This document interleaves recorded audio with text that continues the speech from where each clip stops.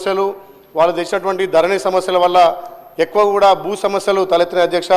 అందుకోసమే అన్ని చోట్ల కూడా రెవెన్యూ డివిజన్ కావాలని చెప్పి డిమాండ్ ఉంది అధ్యక్ష. కొత్త డివిజన్లు ఏర్పడితే రైతులకు ప్రజలకు ఎన్నో ప్రయోజనాలు అధ్యక్ష. ఇప్పుడున్నటువంటి ప్రస్తుత రెవెన్యూ డివిజన్లు ప్రజలు కానీ రైతులు కానీ ఆర్డీ ఆఫీసులకు పోవాలంటే 50 నుంచి సుమారు 70 కిలోమీటర్లు పోవాల్సి వస్తుంది అధ్యక్ష. మా యాదాద్రి భువనగిరి జిల్లాలో 17 మండలాలు ఉన్నాయి అధ్యక్ష. 17 మండలాలకు గాను 2 రెవెన్యూ డివిజన్లు ఉన్నాయి.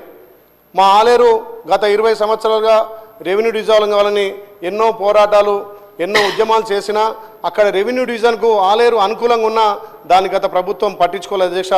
ఇప్పుడైనా మన ప్రజాపాలన గౌరవ ముఖ్యమంత్రి చొరవతోటి మా రెవెన్యూ శాఖ మంత్రులు మా పెద్దన్న పొంగులేటి శ్రీధరన్ గారి ఆధ్వర్యంలో ఆలేరును రెవెన్యూ డివిజన్ చేయాలి అధ్యక్ష.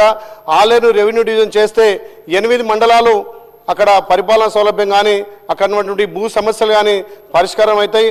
అదేవిధంగా గతంలో కొన్ని మండలాలు ఏర్పాటు చేసినప్పటికీ అక్కడ స్థానికంగా ఉన్నటువంటి అన్ని గ్రామాలను పరిగణలోకి తీసుకోకుండా 30-40 కిలోమీటర్ల దూరం ఉన్న గ్రామాలను మండలాలు కలిపి దగ్గరున్న మండలాలను తీసి దగ్గరున్న గ్రామాలను తీసి మండలాలుగా ఏర్పాటు చేశారు.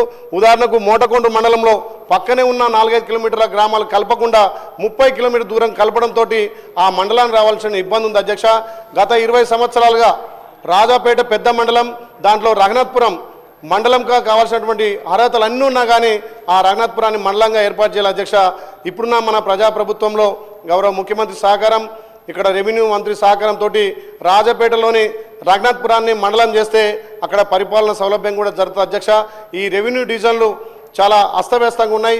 ఇప్పుడు మన ప్రభుత్వంలో కొత్త రెవెన్యూ డివిజన్లు ఏర్పాటు చేసి అక్కడ ప్రజలకు ఇక్కడ రైతులకు లబ్ధి జరిగే ఉండాలి కాబట్టి ఎక్కువ కూడా భూ సమస్యలు ధరణి సమస్యలు అధ్యక్ష.